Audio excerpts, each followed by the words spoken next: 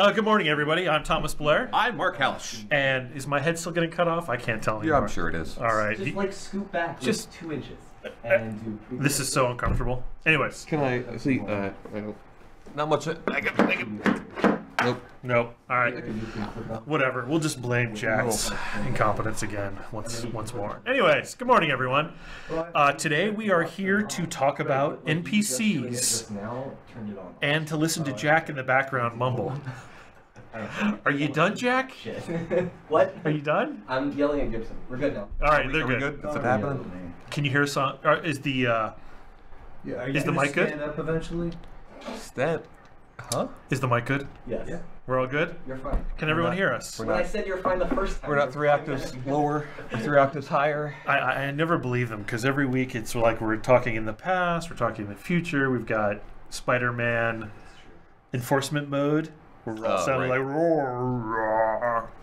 Okay, well, if we're sounding good, then we can go into this morning's presentation. We are going to show you basically how we come up with the NPCs, their power kits, how we implement those things, how we make their brains tick, how they fight, some of the bugs that we currently have with them that make it a little challenging, that are in progress, and then some of the future things that we're going to start prototyping with to make it more fun because we are clearly not finished with them yet.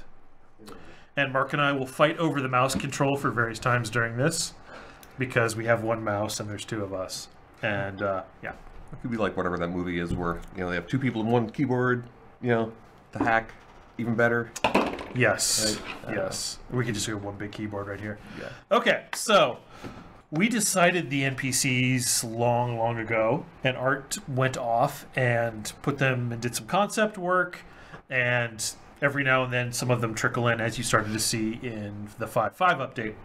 Also in the 5.5 update, we did a complete rewrite of how the NPCs' brains work. The fact that we're a little better than we were off with the brains is good because they rewrote everything. Yeah. And they made it a lot easier for designers to implement strategies, and we don't have to make 800 different brains that could potentially have 800 different bugs. No. way more than 800 different bugs. Right. But we'll show you what the old brains look like, and then we'll show you what the new strategies look like that made it easier for us. Yes, the boars run all over the map, and that is not the specifically the AI's fault. Yeah. That's a series of other things that make them do some weird, bizarre stuff.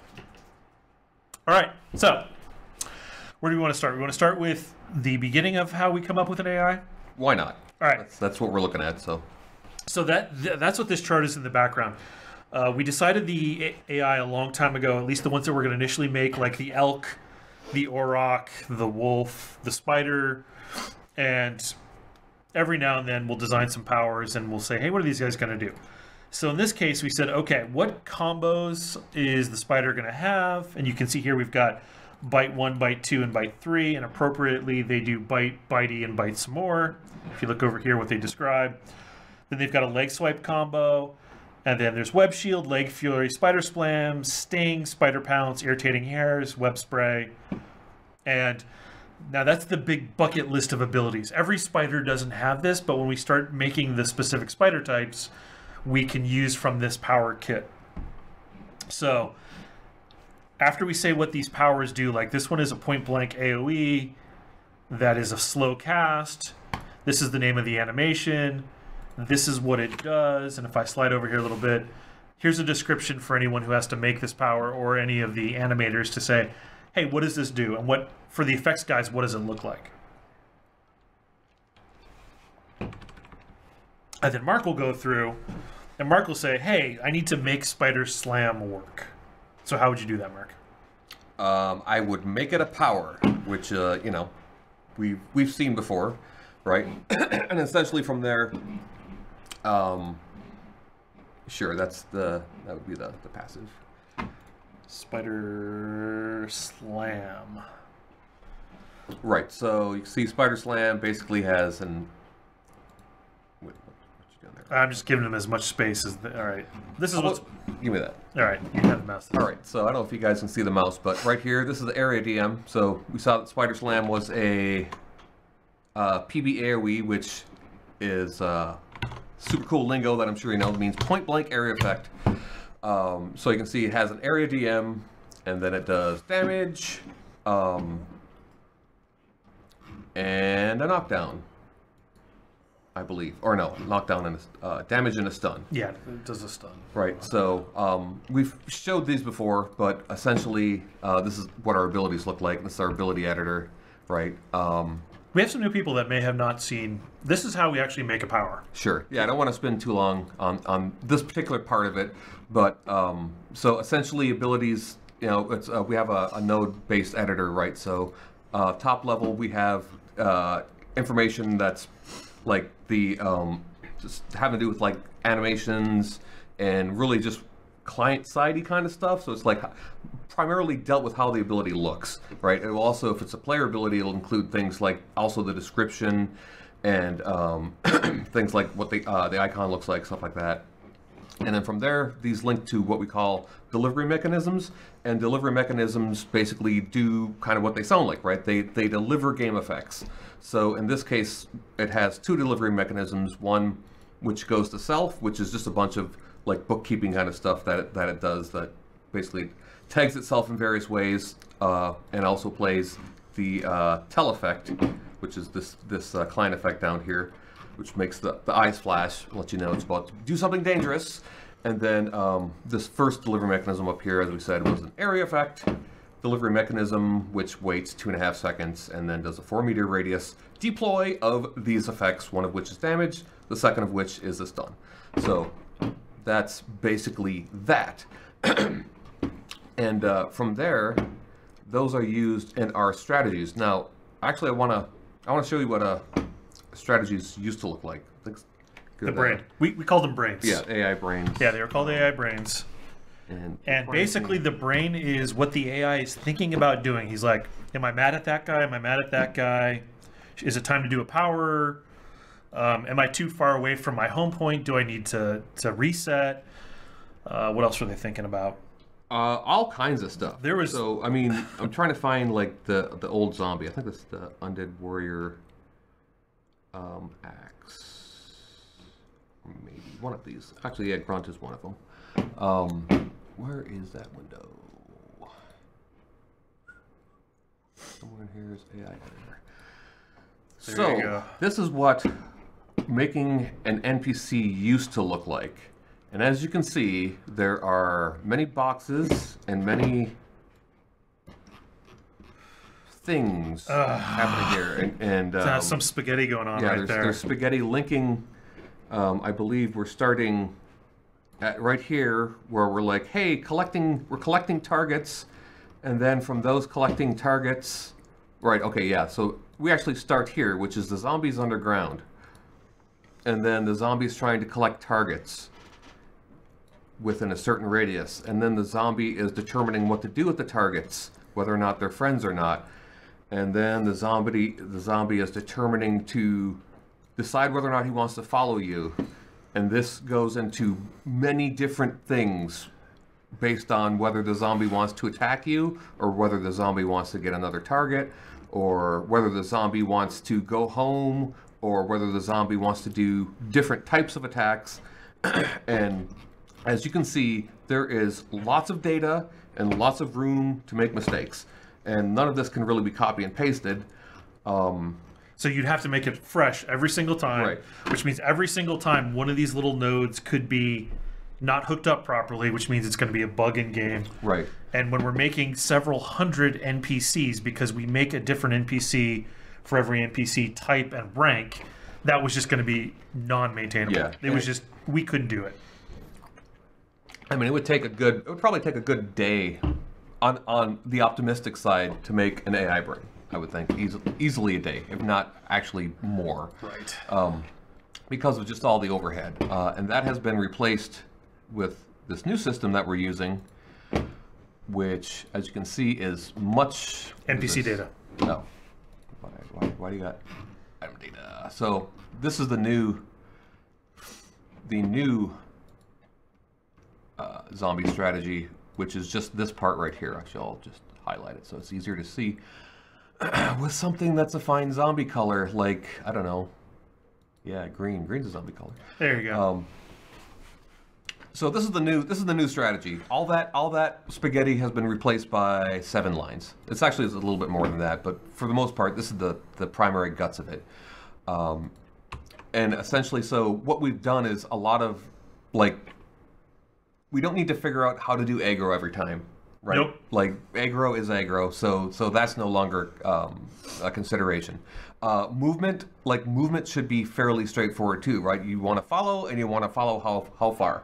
Right, so I mean those are pretty much your choices, and then from there you're primarily worried about combat. So we've basically shaved off probably 2/3 of what the AI brains used to do, and then we've made the actual combat part of it actually much more simple. Because even if you just look at the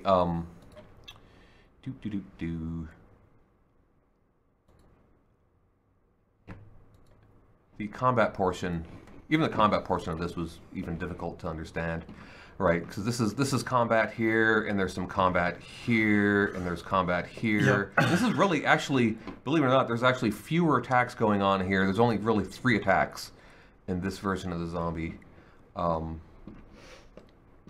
So as you can see, I mean, even this is more complicated for less than we actually have going with the new stuff. So essentially what we're looking at here, so the way this basically works is it's sort of a prioritized list, right? So it will do the first thing on this list that it can, that comes back as true.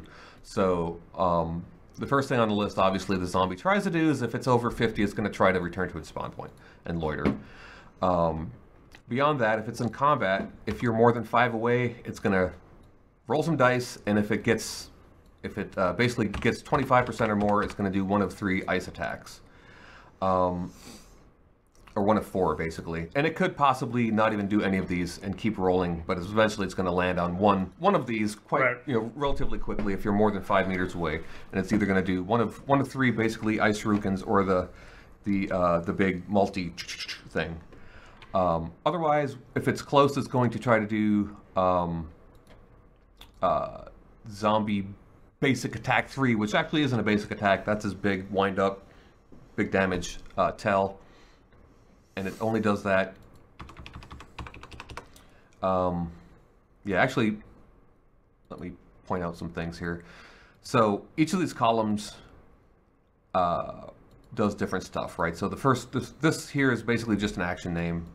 This can be whatever, but it's how we tell the different actions apart. For more complicated things, we have a distance check, which I was talking about before. So this basically is saying if you're over 5, and then a condition type, we have things like chance, time, always, which basically means always do this thing. And that's usually for like fall throughs and whatnot. And then who we're targeting, which is usually most hate, but sometimes it could be yourself or it could be a spawn point. But primarily in this case, it's going to be most hate. And then we have various places for condition data, and then the execute action, which is usually an ability. An ability or an ability reference. In this case, we're pointing to actual abilities. And then each of these has a priority, and they're executed in priority order. So I probably should have started with this, but there you go. Basically, it's iterating through this list. We run a tight ship here, folks. Right, yeah. It iterates through this list, and the first thing it finds that's true, it does, and then it goes back and continues to iterate. Right. So basically, what we're more or less saying is, like, if you're over 5, you're out of melee, we're going to do one of these 4 range attacks with you, one of which is a nasty one. If we are within range, then we're going to say every... this basically uses time, so we're going to say 10 seconds. 10 means 10 seconds, and condition variance basically means plus or minus 4. So every 6 to 14 seconds, it's going to do its big wind-up slam attack, and then otherwise it's going to do the Lesser Warrior Axe combo. It always falls through to a basic attack combo chain. Right. So basically, this will happen if nothing else is true, right? So it's like we're too far away that we can't, we don't want to do any range attacks, and it's not time to do a wind up tel attack. Then we're going to do the basic combo. So we have some additional So this part isn't actually completely working right now. It will just do the first attack, but eventually this is one of the features that we're still working on. If you look over here, this is a reference to this table, which basically just lists the various combos. So you can see Lesser Undead Warrior Axe has 2 entries, one of which has a weight of 75, another has a weight of 25. So that basically means 3/4 of the time it's going to do number 1, and 1 out of 4 times it's going to do number 2. And this has a link to the Monster Combos table, which has these 2 combos, which is basically it's going to go 1-2 or it's going to go 1-2, right? And more or less it's just whether or not he does a second attack or just does 1 attack. For the most part. Now, why do we do that? So you can't set your watch by what the NPC does. Exactly. So what we're trying to do is make it feel that even though you may fight zombies all the time, all of this is in the big theme of randomization so that they feel different. Because it would be pretty boring if you fought the same NPC and the same NPCs did the same thing every single time. Right. And if you fought a zombie in 5.5 recently, you'll notice they only do the first. They just do this. They do the one quick basic because they're not doing their combos Yes. yet. So that's this one. So Spider Boss, that was actually one I think we want to talk about. This is probably our most complicated example right now, and it was an opportunity for me to basically try out all the working new pieces that we had to try to do some more complicated things. So much like the other, the zombie here, basically this is doing this. It's doing the same sort of thing where it's only going to choose one of these actions. I like how you call it Murder Death Shield.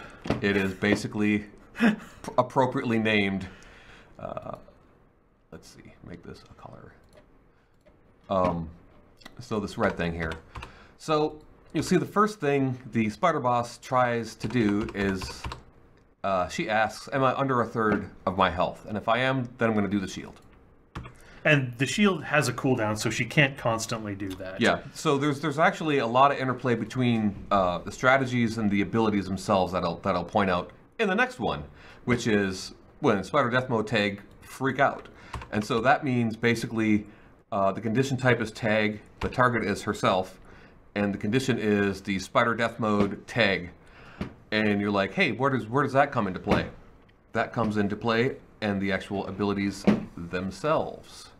So if we look at the Spider Queen has a passive on her that does exactly one thing. So you can see this is the root node. This basically just says, I'm a passive, which basically means a passive just sits there quietly and just reacts to things for the most part. Sometimes we use passives to apply, like all the racials that your character has are passive. So sometimes they're just bonuses that sit there forever, and other times they react to things. In the case of this, the Spider Queen, she has a proc on her. Proc basically is just something that reacts to various things, and what she is reacting to is her health dropping under 67%. So what happens basically is you start fighting the Spider Queen and she's basically just doing kind of basic stuff, but once her health drops below 2/3, she puts this tag on her. Well, this proc triggers, and the proc applies the tag. Right, the proc triggers and applies the Spider Death Mode tag for 20 seconds. So basically what that means is for 20 seconds she's going to do the special behavior. She's going to have this tag on her basically. Does proc have a cooldown? The proc has a cooldown of 40 seconds. So what that basically means is she's going to have the tag for 20 seconds and then she's not going to have the tag for 20 seconds, which means she's going to cycle between these two big behaviors. So going back to the Spider Boss, we have something called a chain action here. And this basically allows some slightly different behaviors, and what that does, these all have the same priority, and so when things have the same priority, it will choose one of these from the list, and so it will look and say, hey, I have the Spider Death Mode tag, the action is continue, which says look at the next thing on the list. And so basically what this does is she does like a pattern of attacks. So first thing she's going to do is jump attack, which is like and then the next thing she's going to do is say, hey, am I more than 5 away? In other words, did I jump too far away from the? Because very possible you might be fighting her in her face, and then she jumps away, and then she's like, "Hey, you know what? I'm too far away now again, so I'm going to jump back." The next thing she does is the slam, which is the jump up and then she's going to follow up with the flurry. So she's going to stun you, and then she's going to flurry in your face if you got caught by the stun. Exactly. So basically what it is she's going to jump away, which could cause a knockdown, and then she's going to try to jump back, which could cause a knockdown. If that's not enough, if you basically try to follow her in after she jumps, she's going to do the slam right away and catch you. And then she's going to end with the flurry, which you can safely get off to the side of her and start, beating on her safely. But then, as long as she has the tag, she's going to come back and say, "I'm under a third health yet." Probably not, maybe, I don't know. But if not, she's going to say, "Do I have the tag?" Then I'm going to go continue this pattern that she's engaging in. When that's no longer true, when the tag jumps off, you see it says next or web spray. Basically, that means if this is not true, jump down to web spray, which is the first of her normal combat behaviors, right? So assuming she doesn't have the tag, she's going to jump down to here, and you'll see web spray. What's web spray do? Web spray says if I'm more than 5, roll some dice, basically flip a coin, 50% chance, do the web spray. If that doesn't work, then do the hairs. That's going to keep being true until one of those is true. So she's either going to do the hairs or the web spray eventually, if she's more than 5 away. If she is less than 5 away, if she's basically in melee range, she's again going to roll some dice. She has a 1 in 3 chance of doing the spider sting, and 1 in 5 chance of doing the slam or the flurry. Otherwise, she's going to try to do the spider combo, which again is a 1, 2, 3. But this is, at this point, unfortunately, still it's just going to do the 1. So I don't remember exactly what the probability is, but it's basically about half the time she's going to do some sort of tele-attack you need to watch for. And then she's going to do that for 20 seconds and then go back to the spider web spray, right? And then whenever she drops below a third health, she's going to cast the shield, which will kill you if you touch it. Yep. Unless she's the winter one. You guys haven't seen the winter one. You haven't seen the winter one. Winter's coming. Winter is coming. Winter's coming. Which is a different shield. But you'll see. But I mean, that's basically it. We can actually, I guess we could. I could actually spawn the queen and show you. Oh, look at that! Hey, we got Dave looking at us. So yeah, let's see what that looks like. Do you want to go full screen? Sure. Why not? That would be.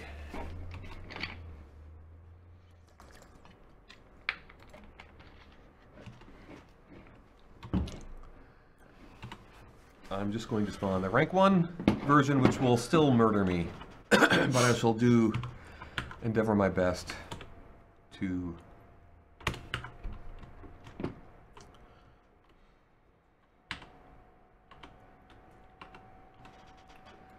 So, as you can see, she's going to do basically one of her 3 attacks. You got caught. Yeah, I'm too busy trying to talk. Trying to talk and fight at the same time, and watch tells. But basically, she's going to do her basic stuff until I get her to under a third, and then she will, which I believe I've already done. So now that she's under a third, she's going to do that pattern, which is basically jump, jump, slam, flurry. And then she'll jump again, and then she'll jump again and catch me because I'm not paying attention, and she'll flurry and just wreck me. And then I think she'll probably do it one more time. Nope, no, she's back to normal mode. Because the tag fell off. Because the tag fell off after 20 seconds. And then if I can get her under a third, then she'll do the thing, which is like, "Hey, I should hit it." And no, you shouldn't hit it. Don't hit that. You shouldn't. Because now you're at 500 health. Oh god! And then I ate a sting to the face. But basically, that's what that looks like. Yeah. So I mean, that's NPCs in a nutshell. So there are lots of things we're still doing with the NPCs. There's a bunch of bugs that are getting fixed. Yeah. So there's several things that aren't even happening right now. For example, As far as aggro is concerned, they will pick a target, and that's who they hate. They don't really switch their targets right now. They don't assist. That's another thing that will make the difficulty ramp up a little bit. But right now, you can single pull them in a pile, and they'll just come singly. Don't expect that to last. They will assist each other, which basically means if there's one NPC and another NPC, and they assist, then if you pull the one, the other will come, unless they're far enough, unless they're out of it. The timing is still off. Yeah, there's a pretty serious bug with animations occurring about a half a second or more late. So you'll see basically, it shows up the worst probably on the zombies. They do their big tail attack and they start winding up, and then you take like 2,000 damage and then they swing. That obviously we're gonna fixing. It basically, you guys are keying dodge rolls and blocking and getting out of the way off of the tell, and then something happening, and that is, if that timing is off, then you guys will obviously fail at that. Right, so again, we're trying to make it all mo better and add some new features and then prototype some new stuff. We're also playing a little bit with, so when you did the Spider Queen there, if you saw the red eyes flashing, you may not know exactly what to do. So we're playing with bringing back for NPCs. Greg has some prototypes for us so we can tell where the attack is happening and how long you have before the attack happens. I don't know why the playback was so slow there, but let's see. There it goes. That's much better. And you can tell how much time you have to get out on it based on that telegraph. I can show it for the stun as well, so you can tell, get the hell out of the circle. We're only going to try this for the NPC combat because I think it's needed. For players, we're not going to use those tele-attacks, but we want to see how they work because, again, the red eye flash, you can see it happening there. You don't know exactly what's going to happen. However, at least the ground attack tells you to get the hell out of the ground, right? Which is why we like it. So again, we're prototyping with some fun stuff. We expect the NPCs to get even better as engineering gives us some more bugs and some more features. And we kind of work through this first couple batch. The spider is our first big prototype, right? And then we're moving into, in 5.6, you'll see a couple more animals coming online. And our friend the hellcat will get a little bit of revisiting as well. Yeah, and I think like all the NPCs in 5.5 are using the new system. So the fact that you guys didn't notice any difference makes me happy. So that was by design, but like I said, we already compared the old zombie versus the new zombie. Actually, the musk hogs are even more impressively scaled down because they went from the big spaghetti mess that we showed you guys to 3 lines, basically, because they're very simple. The hogs, they basically follow you and bite and bite and bite. Yeah. But so okay, so I think we'll open it up to questions now because that's pretty much the presentation. Is it possible to make the bosses stand out more? Spider Queen, for example, make them twice as big as the other ones, or give them a different look, or do both? So you're fighting a boss. Really like the idea of fighting bosses in the game. Yeah. So for this particular iteration, the boss was kind of added later in the we didn't know we were going to have bosses initially. So we basically the boss was added a little later in the cycle. But that said, there is tech we would need to make these guys either tech or more animations to make the support having these guys be too big. Might be able to make these guys a little bigger, but I came up as much as I was comfortable doing it with side, because the spider, actually we can probably show you that. Yeah, weird things start to happen when you basically just increase the size of the prefab. Go I need to be alive. So we actually need to ask for some tech to let us scale these things, because it's not just the prefab that you want to scale. You want to scale the animations and you want to scale the effects. Otherwise it looks weird when you have this really big spider and it would play the exact same effect. Yeah. Oh, well, it's not like they'll be able to use them either way. So let me show you the difference. If you look at them side by side, it sticks out a much better, right? You can see the spider. The queen is appreciably larger than the normal size one, right? She's actually 60% larger. Yeah, she actually there you can totally tell that she's way bigger. But I mean, in a vacuum, you're like, I mean, and she's taller than the knight. She's already taller than the knight, right? As opposed to the normal size ones only come up halfway. Spiders are a weird example because they're like low profile vehicles. They're like sports cars almost. So they don't look, it's much easier when something's 60% larger and it's towering above you because it's that. Now you've done it. Now I've done it. I'll have to punch it to death. And your gear is... My gear. Fine, you win. You win, Spider. I give up. Let's go back to the questions. Yeah, back to the questions. How... So yes, we will get some scaling tech in to make them bigger. We're scaling them as big as we can without causing a bunch of ugliness. Yeah, because like I said, the animations, you basically... It really, you'd notice it, right? Because basically the spider would appear to skate, especially if they're too big. The legs would be moving more quickly than the spider. Make the fights too easy with big tails. I don't think that it's making it too easy, Drenthal. I think it's making it so you understand what's happening. So if you understand what the boss is going to do, then you can feel successful when you get out of the way or block or do some fun combo that allows for some setups and interplay. So that is what we're trying to do. Right, and I mean, and there's things we can tune as far as like how long you have to react to, right? We're always going to account some degree for lag, but I mean, just the difference between 1.1 and 1.5 seconds makes a really big difference in your time to get out of the way, right? It's the distance between you, whether you can walk out or you have to dodge out, right? I mean, there's lots of room to play with that. The guards, once aggroed, will continue certain animations long after their target has left the area. Presumably, they are doing processes behind the scenes as well. Is it possible this is causing some of the performance issues we are seeing at some of the forts? Yeah, I mean, there's still issues with potentially NPCs weren't dropping their targets. So yeah, potentially, right? I mean, there was also a problem where NPCs weren't sleeping like they were supposed to, right? So that could actually be they're all symptoms of the same sort of cases, right?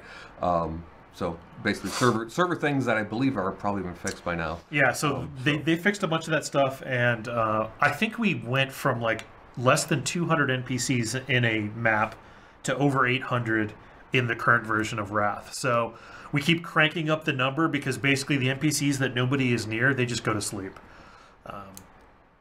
Which is good for server perf, and the fact that the servers are still behaving as we expect them to, with adding 4x the NPCs is a pretty big deal with the with all this new rewrite.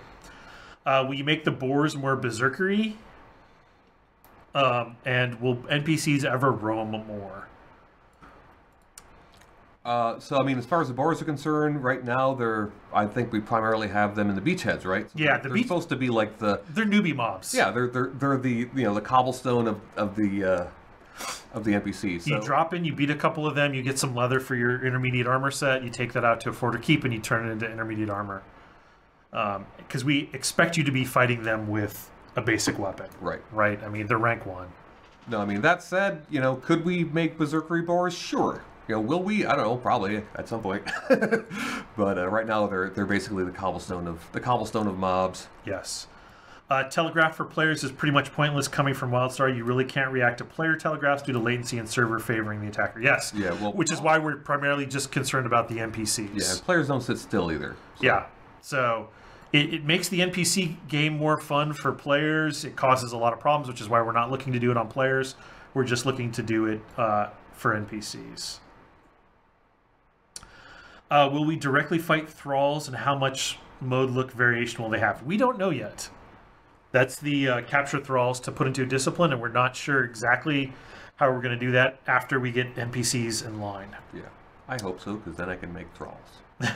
Will you remove boars from the safe areas? No, the boars are in there for the rank 1s. They're the, as Mark said, cobblestone. Are you working to address the problem with Templar's faith ability not working? I I was not aware that it's not working. Not working. Okay. As far as I know, like last I played a Templar the other day, it seemed like it was working.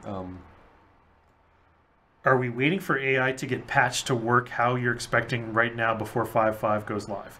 No, we're going to get as far as we can, and then most of the stuff that we're missing in 5.5 will just get rolled into 5.6. Mm-hmm. We're not going to gate 5.5 going live based on some enhancements to the NPCs, right? I mean, right now they're not perfect, but they're still playable. They're playable. They're fun. Yeah. You know? They will get better. Right, and you'll feel it when they get better. What's the status of combat pets or taming? It's not in progress. There's a document written waiting for engineering to implement. Yeah, gotta get regular NPCs first. How are mounts going to work? Again, doc written, awaiting implementation. If leather is required for starting gear, will we be able to get it in the EKs? You should be able to get it in the beachheads. I don't know that we want to put rank 1 leather things in the EKs yet. We'll see when we get there. Can you tell us anything else about the skill tree revamp in 5.5? The only mechanical thing to it is just changing the training, but it's still passive training. It's still pretty close to what it is. It's just making it easier to train things that you've stored in time banks. What happened to the bandit NPCs? The Risen, basically. They are not in the map. We chose to go with spiders instead and use them as our baseline NPCs. No one cares about hiding the console today. No, we don't care. You even if you had those commands, the server is gonna You're not gonna listen. You need to be behind a whitelisted IP. Any plans to add a size increase to certain powers? Pixie V1 shrink debuff. I don't know. Maybe. I mean, we have the what just happened there? Oh, did I force release? It's been 5 minutes. Yeah. When can we expect a new UI for trading and dueling and invite, for example? Oh, yes. Basically, the how do I interact with another player? That is part of the social system stuff that is about to get kicked off. So, not too soon, but soon. As opposed to Ultimate Warrior size increase. Yeah, you know, we don't have a decrease size option. We only have the growth one. We could grow everyone around you, and then it would make it seem like you were shrinking. Yes. When will grave goods be used for vessels? The grave goods were intended for a salvaging thing that we haven't gotten to yet. They were supposed to be able to be broken down into a random resource type of that item quality. However, they should be usable for sacrifice right now, and since they come in green, blue, and purple qualities, they should allow you to go fairly high. We've seen that NPCs can have season-specific actions. Would it be possible for them to have a day-night specific action as well? It would be awesome if certain mobs were more dangerous at night and when things began to run from, not towards, etc. Yes, that's just twice the work. Mm-hmm. So we might end up using the winter ones at night. I don't know. If we want to do that, make things more difficult at night, it's just, it's more work. Jack, are you sick because you're not hiding? Oh. He's over there yakking with Gibson. That's why he's not doing what he's supposed to be doing. I don't even have control over it anymore. That's Gibson's thing now. Oh. Well, clearly that's the problem. That's why he asked you, do you guys want me to hide that? He's all like, nah, it's good. We're all like, it's going to take Gibson 10 minutes He's too to do busy that. playing on his I phone. had my finger on the trigger. He was ready. He's ready to go. Right. Do you guys have plans to force NPCs to follow rules we would be required to follow? Guards shooting through walls. Might have missed that part. Yeah, NPCs will also get...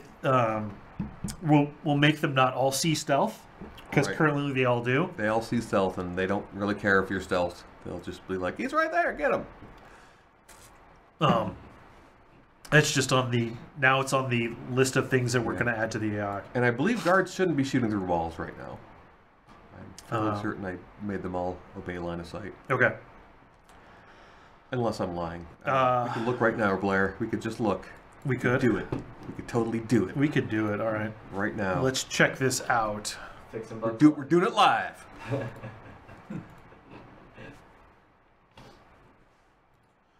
What attack is it? I'll just give you the mouse. Just give me the mouse.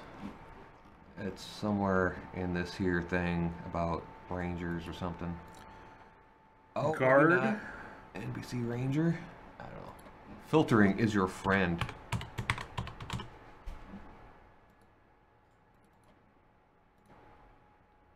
Require line of sight. So yes, they do.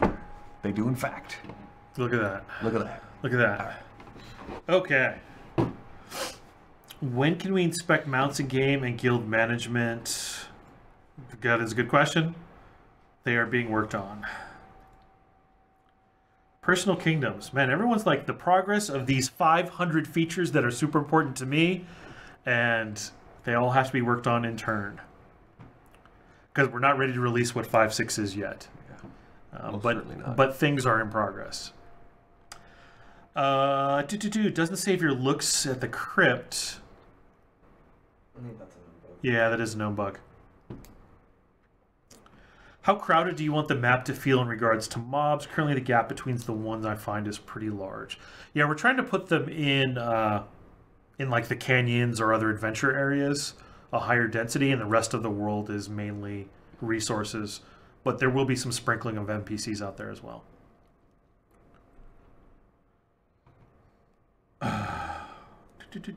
As an early backer who is not following closely the progress of the first game, can you add markers or something to the game's test so I know what I can be a part of right now? I'm quite confused when logging on. Okay.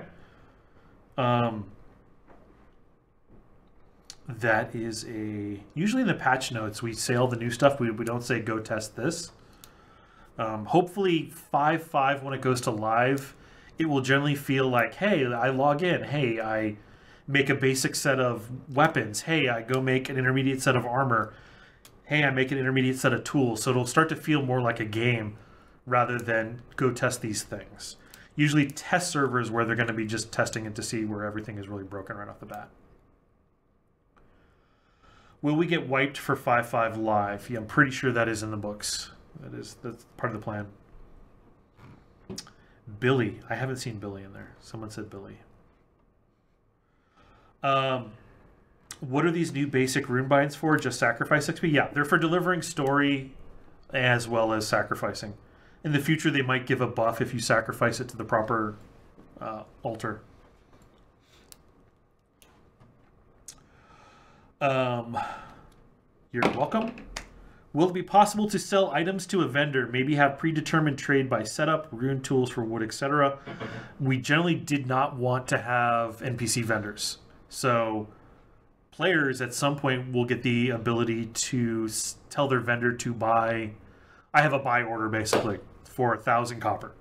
So you'll be able to sell it to a vendor, but you're really selling it to Mark, who's just offline, who said, hey, put a buy order up for this. Why is there no intermediate shovels? Grave digging and necromancy are both considered more advanced of the trade skills. That's why there is no basic or intermediate shovel, because that's kind of a non-beginner game kind of thing. Could a rogue class feign death? Yeah. Well, first we need aggro working as a thing first, yes, before we deal with aggro dropping. Now, that said, I want every possible permutation of aggro thing. Will I get that? I don't know, but I certainly want it. Right? So that will include like aggro drops and taunting and just hate. There will be a series of PvE things that we need to make the AI more fun to play against. Mm-hmm. You forgot, hey, go farm dust for 3 hours. Yep, you need to go get that dust. Dust is the fuel of the crow world. And there's all kinds of good ways, like grouping with other people to get more dust, because I'm sure there's group leader buffs that do it. There's potions. There's a new basic discipline. So that is the first basic discipline that players will have access to, is Ethereal Sight. Basically, we teach you how to play the game and how to do stuff and how to go get stuff. Now, for you guys who have done this several hundred times, it may not be as fun as somebody coming in as walking through it and doing it, but There you go.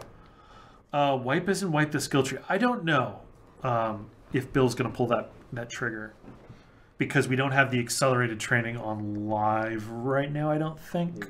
We do? Okay. Accelerated training is helpful. All right, if we have accelerated training, then the wipe isn't as big of a deal because you can get to the some of the earlier nodes quicker. When testing anti-stealth, it definitely gave the feeling that the stealther was getting the shitty end of the stick. Near impossible to re-enter stealth. Stealth training versus perception training seemed heavier in favor of the one with perception. Well, I mean, you could actually argue the opposite as well, in that unless you are one of the few classes that can see stealth, you're just never going to be able to see a stealther. So our stealth, comparative to other forms of stealth and other MMOs, is pretty freaking powerful, in my opinion. But now that said, we don't want you to be able to just, once you've been revealed from stealth, or you choose to leave stealth, to let you just pop back into stealth just like that if somebody's trying to actively attack you. That should be difficult to do, and yeah, it is. Basically, they found you. Right, so I mean, not without popping an ultimate, right? That's why you have Vanish and abilities like that. That's your get me back into stealth, quick abilities. So, will there be an auction house as well? No, there will not be an auction house.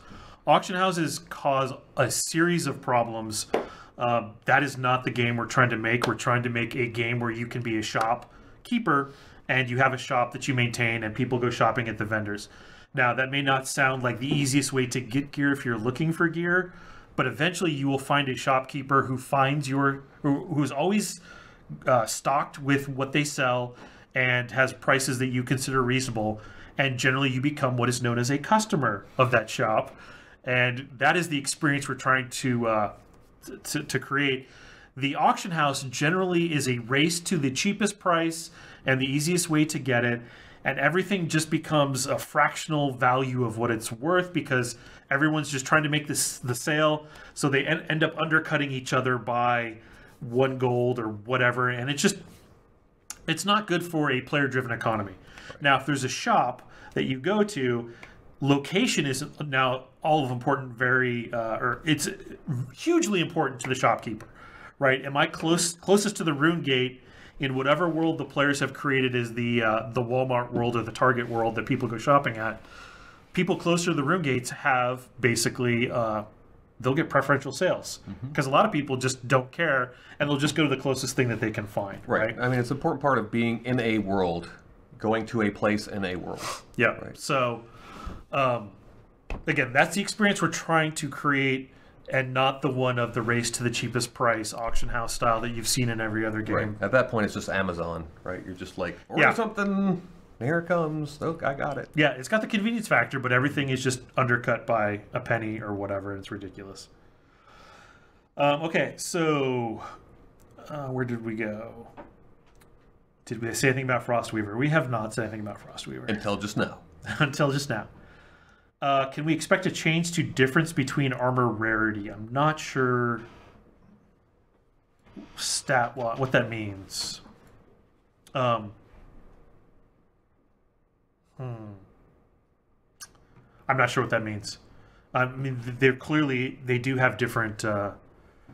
They do have far increased stats on the advanced armor than they do on the intermediate stuff. There is no race specialization for rune crafting, but Elf and Fae both have woodworking. Is this a mistake? Blair? Because, Because elves and wood. That is the problem. Elves all need woodworking because they're trees and things. Yes. God, that was such a good explanation. I know, isn't it? Because trees. Don't ask me to explain. Don't ask me to explain. The elves all have the affinity with trees, and it was weird if they didn't. So we're like, all right, 2 of them get woodworking. Because they need to be able to make bows, because every elf is a bow dude because of MMO or D&D tropes. Yeah. But it's funny that one keeps coming up. Mm-hmm. Funny. Regarding VIP, can we train 2 tree entries within the same sphere at once? Elf and Fae...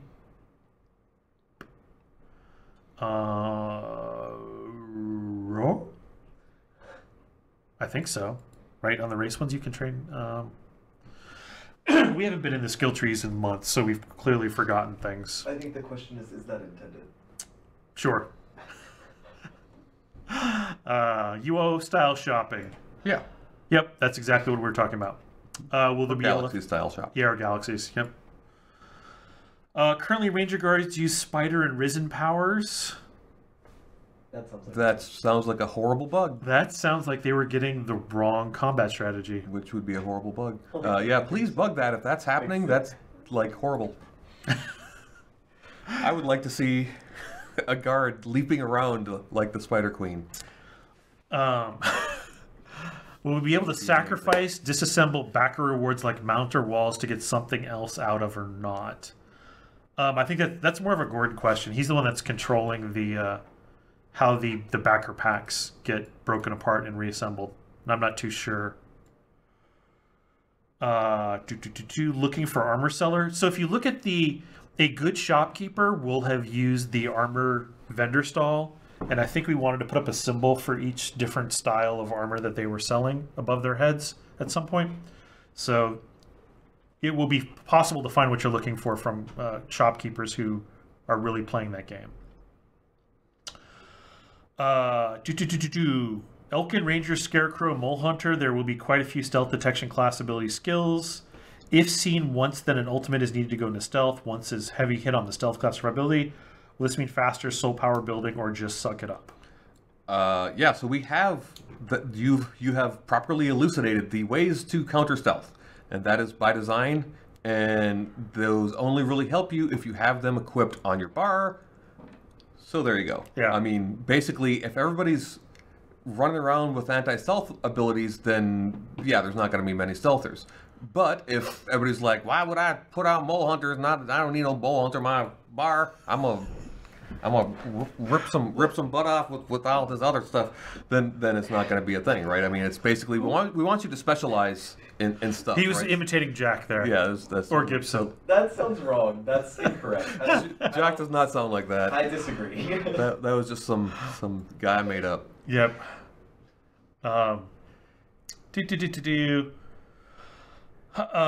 Dude, there really isn't much of a stat difference between common, male, chest piece, and epic. Hardly any bonus resistance.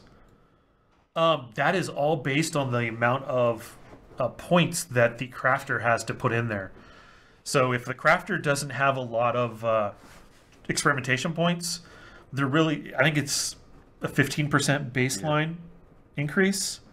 But if they do have points, basically getting the epic gives them another 2 or 3 points that they can spend. Yeah, I mean, basically, it is entirely possible to have an absolutely trash epic legendary item if the crafter is not good or got a bad roll. Or got bad rolls, yep. Whatever, right? I mean, basically, so for those, like, we expect you to sacrifice those, right? Because, I mean, those are, yeah, basically, if you want to maximize your, max out your vessel to level 30, right? You're going to need at least rare quality stuff to sacrifice. So, yep. All right. What's up with AI mob density? Aggro range also will chain stunning in PvP looked into. Not really fun. In theory, you shouldn't be getting chain stunned because the crowd control immunity will. Right. You can basically we're extremely liberal with your ability to get out of CC. Get out of CC now, and as well as like Blair said, the immunity. So. Elves hate trees. Okay. Do you plan to be able to place NPC guards in different flavors of AI to guard your cities or caravans? Yep. The current ones are just kind of our initial grok at them. Yeah. We want to have customizable ones at some point. The armor rarity question is that white, green, purple all start at the same base numbers. There is no lift since 5.3 except for the lift between gray and white. Right, but there's still a multiplier on the quality level, which should be giving it a slight lift. And then again, the potential is higher. But as Mark said, you can make a epic that is far worse than a good blue if you don't have the common, points. right? Like if you max out a common or gray level thing, you're still gonna have good stats, right? There's still gonna be decent stats, but the epic's just gonna be that much more meta. Right, and if you compare a very well created, great quality thing versus a terrible epic, it's the gray quality is still going to be better, and you can still hold it up. Be like, yep, see, it is better, and we're saying that yes, that is possible. That is totally possible, and it's not even just possible; it's in fact very probable to happen.